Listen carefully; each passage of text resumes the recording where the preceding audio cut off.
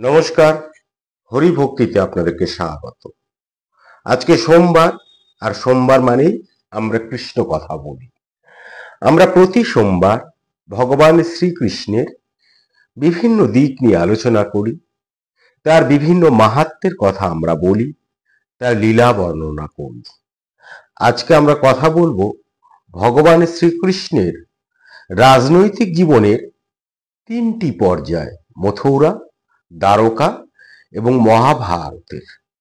এই যে তার তিনটি পর্যায় রাজনৈতিক জীবনের, তার সেই রাজনৈতিক জীবনের ক্রিয়াকাণ্ড এবং তার রাজনৈতিক জীবনের তাৎপর্য আজকে আমরা খুঁজে নেব আমাদের আলোচনায়।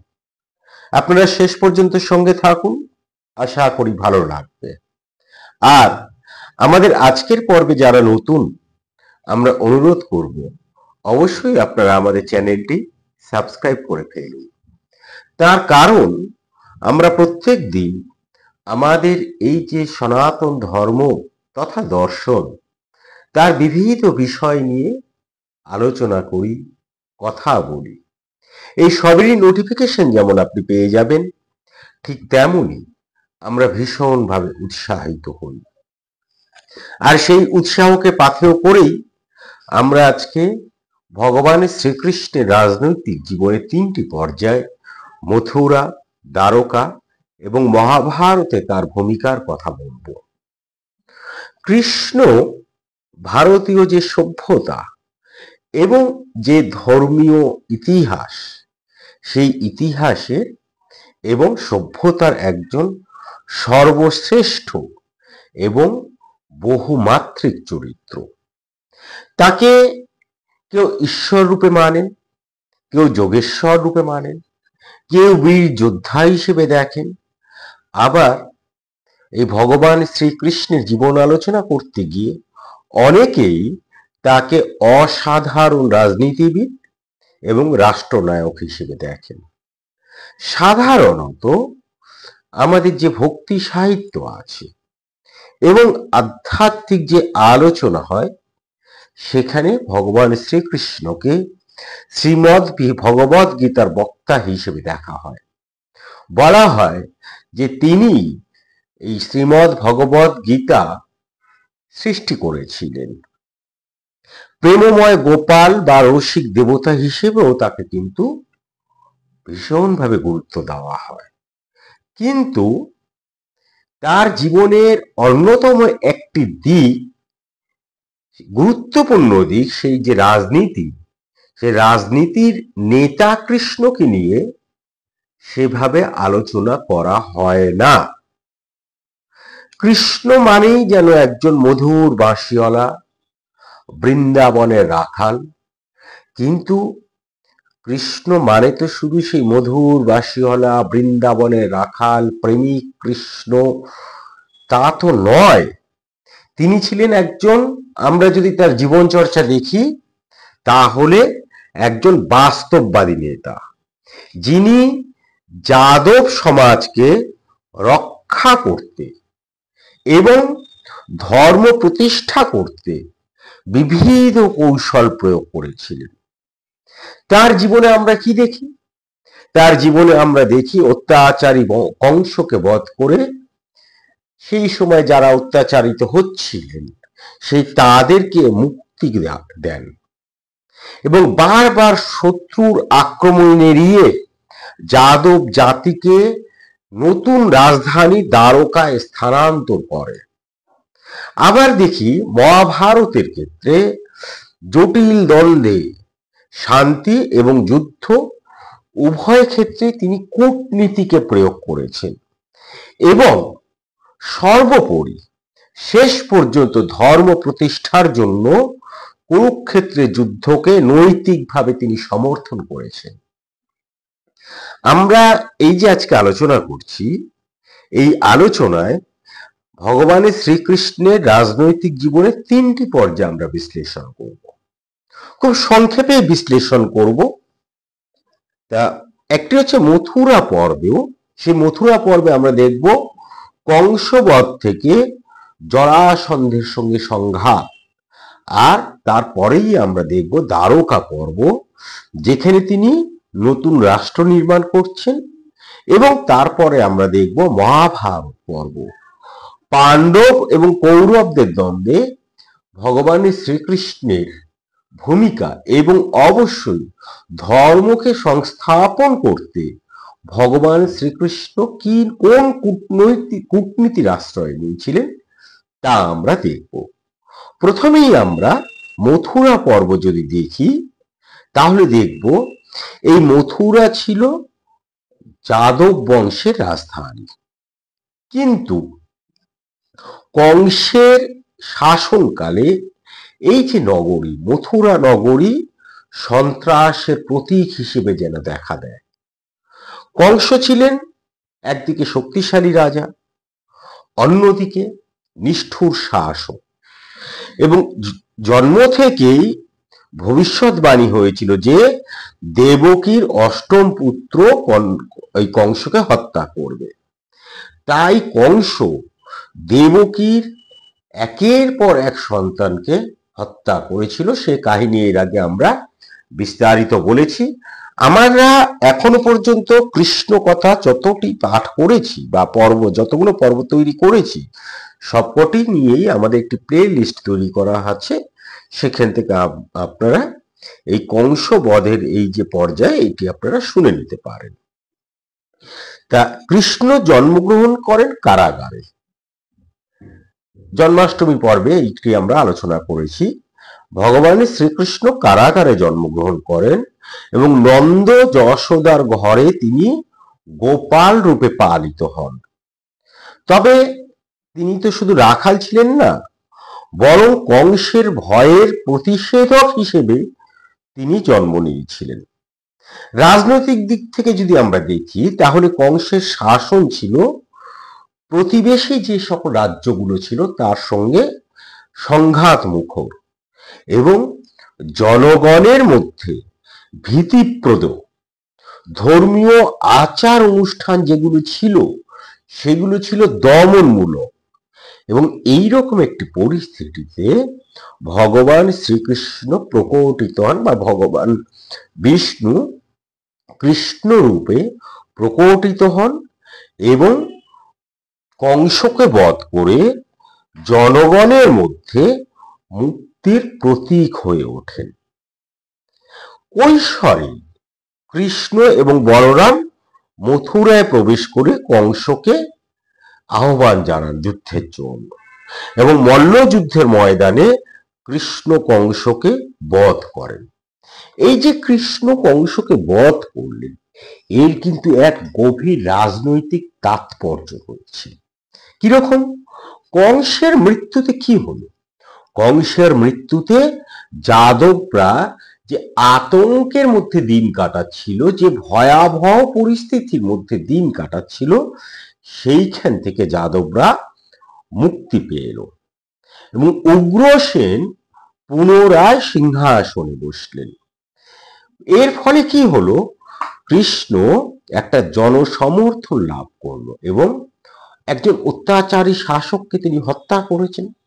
তাই জন্য তিনি মহানায়ক হিসেবে জনগণের মধ্যে তার জায়গাটি পাকা করে নিল।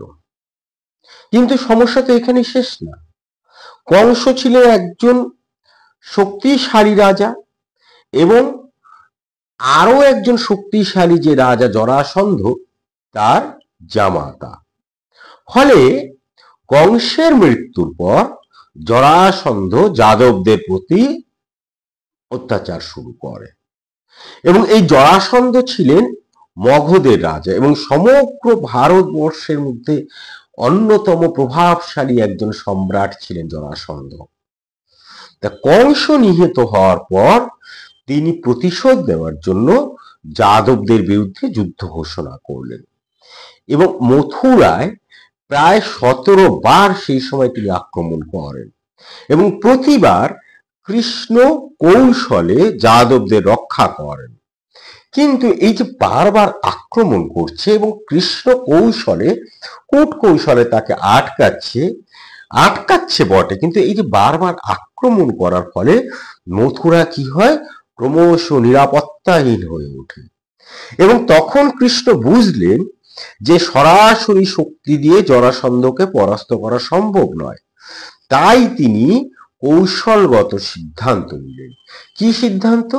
যে যাদবদের এই মথুরা থেকে সরিয়ে দিতে হবে। আর এই যে মথুরা থেকে যাদবদের সরিয়ে নিতে হবে জরাসন্ধের হাত থেকে রক্ষা করার জন্য তথা যাদবদের নিরাপত্তার জন্য, এই যে সরিয়ে কোথায় নিলেন তিনি? তিনি দ্বারকা নগরী তখন প্রতিষ্ঠা করলেন। ভগবান কৃষ্ণ সমুদ্র তীরবর্তী দ্বারকায় যাদবদের নিয়ে যান এবং সমুদ্রের বুকে নির্মিত হয় এক দুর্গ নগরী। খেয়াল করবেন, সমুদ্রের ধারে। তার কারণ কি? তার কারণ যেন বাইরের শত্রুরা আক্রমণ করতে না পারে। তা এই যে তিনি নতুন নগরী প্রতিষ্ঠা করলেন, জরাসন্ধের বা বাইরের শত্রুদের হাত থেকে যাদবদের রক্ষা করার জন্য মথুরা ত্যাগ করালেন, এরও কিন্তু একটি গভীর রাজনৈতিক তাৎপর্য রয়েছে।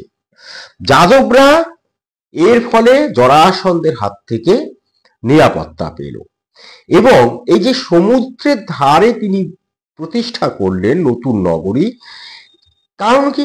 কারণ একদিকে যেমন নিরাপত্তা, সেই নিরাপত্তা এবং পাশাপাশি দ্বারকা সেই সময় হয়ে উঠল সামরিক এবং বাণিজ্যিক শক্তির কেন্দ্র। কারণ সমুদ্র পথ রয়েছে, বাণিজ্য খুব সহজেই করা যাবে। এবং সেইখানে গিয়ে দ্বারকা নগরীর পরিচয় এর আগে আমরা দিয়েছি, খুব পরিকল্পিত একটি নগর ছিল কিন্তু, এবং মানে নিরাপত্তায় পরিপূর্ণ ছিল সেই নগর। এবং কৃষ্ণ এইখানেই গড়ে তুললেন এক সুসংগঠিত রাষ্ট্র। এবং দ্বারকায় কিন্তু কৃষ্ণই ছিলেন কার্যত রাষ্ট্রনেতা।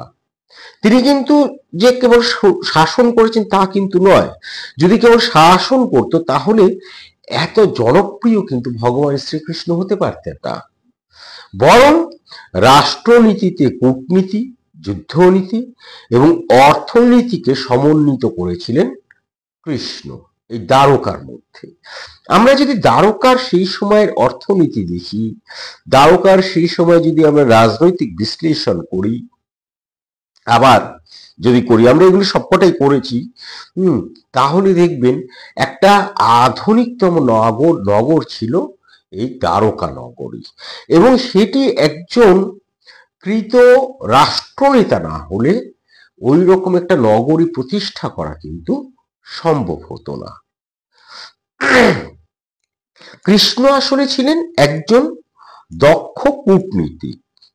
এবং এই যে তার যে তিনি যে অনেকগুলো বিবাহ করেছিলেন, সেই বিবাহগুলো কিন্তু ছিল এক একটি রাজনৈতিক উদ্দেশ্য।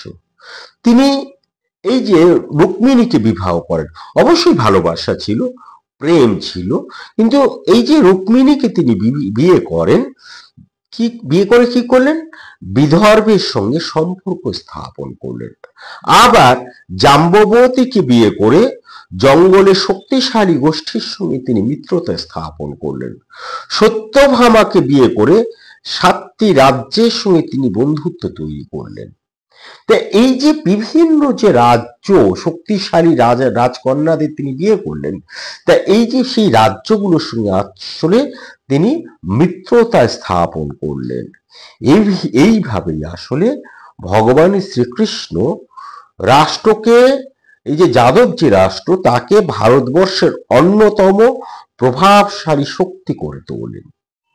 আর তারপর তার ভূমিকা আমরা দেখতে পাই, মানে সর্বশ্রেষ্ঠ ভূমিকা কূটনীতির ক্ষেত্রে, রাজনৈতিক ক্ষেত্রে সর্বশ্রেষ্ঠ ভূমিকা দেখতে পাই মহাভারতে এসে। মহাভারতের কাহিনী কৃষ্ণের রাজনৈতিক জীবনের শ্রেষ্ঠ অধ্যায়। দেখুন, এই যে কৌরব এবং পাণ্ডব, এই পাণ্ডবদের যে দ্বন্দ্ব আমরা যদি দেখি, তাহলে সেখানে দেখব কৌরব পাণ্ডব দ্বন্দ্বে কৃষ্ণ কিন্তু উভয় পক্ষেরই আত্মীয় ছিলেন এবং তাই তিনি দুজনকেই শর্ত দেন মানে দুজনকে সাহায্য করার প্রস্তাব দেন। যুদ্ধের শুরুতে আগে কিন্তু তিনি প্রস্তাব দিয়েছিলেন যে আমি তোমার দুজনকেই সাহায্য করব, কিন্তু সেই প্রস্তাবটা কিরকম ছিল? তার প্রস্তাব ছিল এক পাশে থাকবে তার সেনাবাহিনী, অন্য পাশে তিনি নিজে থাকবেন অস্ত্রহীন অবস্থায়, কেবল উপদেষ্টা এবং রথ চালক হিসেবে। এবার দুর্যোধন ভাবলেন যে একা কৃষ্ণকে নিয়ে আমি কি করব, তার থেকে নারায়ণী সেনা নেওয়াই ভালো। তাই তিনি সেই কৃষ্ণ সেনাদের বেছিলেন। এদিকে অর্জুন কিন্তু কৃষ্ণকেই বেছে নিলেন। এবং আমরা তারপরে দেখলাম কিভাবে কুরুক্ষেত্রের যুদ্ধক্ষেত্রে দাঁড়িয়ে প্রথমত তিনি দুর্যোধনকে কিভাবে কথার মধ্যে দিয়ে, বিভিন্ন উদাহরণের মধ্যে দিয়ে যুদ্ধে তাকে আগ্রহী করে তুললেন, যার যে কথাগুলি আমরা জানি গীতা নামে পরিচিত, বা গীতা বলা হয় তার সেই সময়কার কথাগুলো, অর্জুনের প্রতি তার উপদেশগুলিকে। এবং যুদ্ধ এরান এই শ্রীকৃষ্ণ কিন্তু যুদ্ধ এড়াতেও চেয়েছিলেন। যুদ্ধ এড়ানোর শেষ চেষ্টা হিসেবে কৃষ্ণ হস্তিনাপুরে যান দূত হিসেবে। তার প্রস্তাব ছিল কি? তার প্রস্তাব ছিল পাণ্ডবদের ন্যায্য অংশ দেওয়া হোক, অন্তত 5টি গ্রাম যদি দেওয়া হয় তাহলে তার এই পাণ্ডবরা যুদ্ধ থেকে সরে আসবেন। কিন্তু দুর্যোধন তিনি রজোগুণে গৌরবান্বিত আর কি, রজোগুণের মধ্যে অহংকার প্রবল থাকে। তা সেই দুর্যোধন অহংকারে সেই প্রস্তাব প্রত্যাখ্যান করেন। ভাবেন এতজন, এত মহারথীরা আমার সঙ্গে আছেন, তা আমাকে কে হারাবে? এমনকি কৃষ্ণকে বন্দি করারও চেষ্টা করেন সেই সময়। কৃষ্ণকে বন্দি করারও চেষ্টা, কিন্তু কৃষ্ণ কূটকৌশলের মাধ্যমে সেইখান থেকে চলে আসেন। আর তারপরে যুদ্ধ অনিবার্য হয়ে পড়ে। যুদ্ধ শুরু হলে কৃষ্ণ রথ চালক হিসেবে মানে অর্জুনের পাশে থাকেন, সারথি মাত্র কৃষ্ণ ছিলেন। এবার দেখুন, এই যে বলছিলাম যে বিভিন্ন রকম উপদেশ দিয়েছেন কৃষ্ণ, কিরকম? ভীষ্মর বধ যে হয়েছিল, বা ভীষ্মকে সরসজ্জায় পাঠানোর জন্য কৃষ্ণের একটি বিশাল বড় ভূমিকা রয়েছে। শ্রীখণ্ডীকে সামনে রেখে ভীষ্মকে পরাস্ত করেন হচ্ছে পাণ্ডবেরা, এবং এই শ্রীখণ্ডীকে সামনে রাখার প্রস্তাবটা কে দিয়েছিলেন? কৃষ্ণ।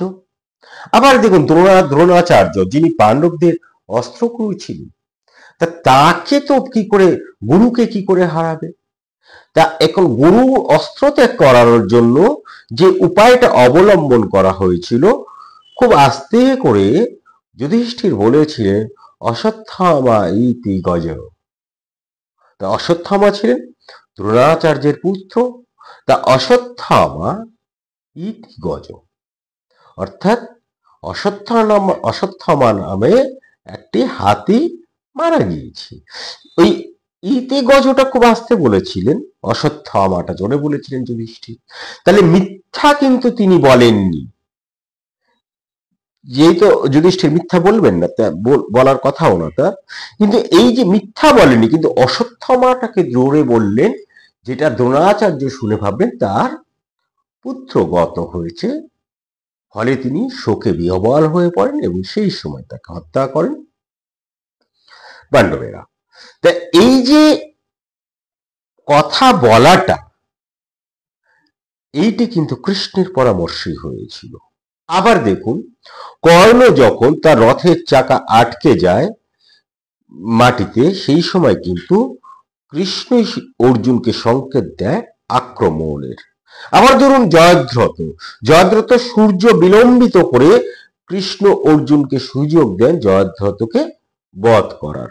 তাহলে দেখুন, এই যে মহারথীদের যে পাণ্ডবেরা উপকাত করছে, বধ করছে, তা কিন্তু কৃষ্ণের কূটনৈতিক পরামর্শে। তাহলে বোঝা যায়, আর এই মহারথীদের যদি বধ না করা যেত, তাহলে এই যুদ্ধের কিন্তু মীমাংসা হতো না। তাহলে বোঝা যায় যে কৃষ্ণ না থাকলে কিন্তু পাণ্ডবরা হয়তো এই যুদ্ধে জয়লাভই করতে পারত না।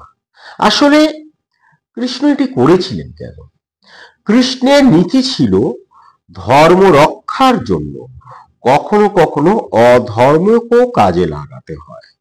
কেননা তিনি নিজেই বলেছেন, নীতির চেয়ে ফল গুরুত্বপূর্ণ।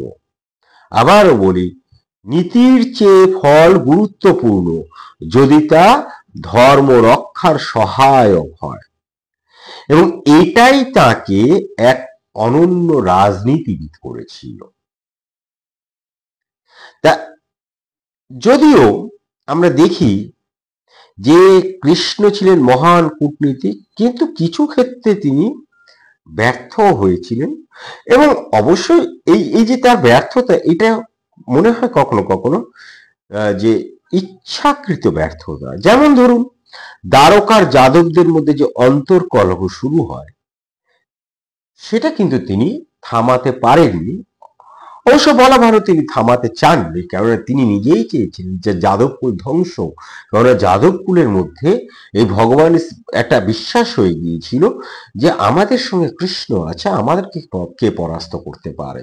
আর সত্যিই তাই, কেউ পরাস্ত করতে পারবে না বলেই ভগবানের শ্রীকৃষ্ণ এখানেও এক কূটনীতির আশ্রয় নিলেন, যার মধ্যে দিয়ে যাদবরা অন্তর্কলহে মত্ত হয়।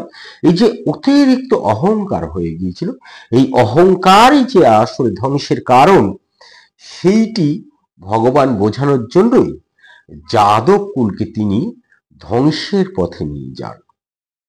তা এক্ষেত্রেও কিন্তু আসলে ভগবানের শ্রীকৃষ্ণের একটি কূটনীতি, রাজনীতি। কেননা আমরা দেখি যে পরস্পরের দ্বন্দ্বে তারা নিজেরাই ধ্বংস হয়ে যায় এবং শেষ পর্যন্ত দ্বারকা সমুদ্র গর্ভে বিলীন হয়ে যায়। কৃষ্ণ শিকার হন অনিবার্য মৃত্যু। তিনি তার এই দেহকে ত্যাগ করে চলে যান বৈকুণ্ঠে, যখন এক শিকারী তীরে তার এই পদযুগল বা একটি পদই আঘাতপ্রাপ্ত হয়। সে জড়া নামে সেই শিকারী, সেগুলো আমরা পরে আবার কোনো একটি পর্যায়ে বলবো। তাহলে আমরা দেখতে পাই এই যে ভগবান শ্রীকৃষ্ণের কেবল ভক্ত জীবন নয়, কেবল প্রেমিক জীবন নয়, তার একটি রাজনৈতিক জীবন রয়েছে। এবং সেই রাজনৈতিক জীবন এক অনন্য মিশ্রণ। কিসের মিশ্রণ? কৌশল এবং কূটনীতি, যুদ্ধ এবং শান্তি, ধর্ম এবং বাস্তবতা। তিনি সেই আজ থেকে বহু বছর আগে প্রমাণ করে দিয়ে গেছেন যে নেতৃত্ব মানে কিন্তু কেবল নীতি নয়, নেতৃত্ব মানে হচ্ছে নীতির পাশাপাশি সময়ের উপযোগী কৌশল। আর সেই জন্যই কৃষ্ণকে শুধু ভগবান বা যোগেশ্বর বা একজন রাখাল বা একজন প্রেমিক হিসেবে নয়, বরং একজন দূরদর্শী রাষ্ট্রনায়ক এবং বাস্তববাদী রাজনীতিবিদ হিসেবেও স্মরণ করা যেতে পারে। আর আমাদের আজকের আলোচনায় ভগবান শ্রীকৃষ্ণের এই রাজনৈতিক শ্রীকৃষ্ণের এবং কূটনীতিক শ্রীকৃষ্ণকে স্মরণ করলাম। আশা করি আমাদের আজকের আলোচনা আপনাদের ভালো লেগেছে। যদি ভালো লেগে থাকে তাহলে অবশ্যই একটি লাইক আমরা প্রত্যাশা করি এবং একটু শেয়ার প্রত্যাশা করি। আর অবশ্যই কমেন্ট সেকশনে ভগবান শ্রীকৃষ্ণকে একবার প্রণাম জানাবেন, এটুকু প্রত্যাশা আমরা করতেই পারি। আজ এই পর্যন্তই। ভালো থাকবেন, ভালো রাখবেন, নিজে আনন্দে থাকবেন, অন্যকে আনন্দিত রাখবেন। জয় শ্রীকৃষ্ণ। হরে কৃষ্ণ কৃষ্ণ কৃষ্ণ হরে হরে।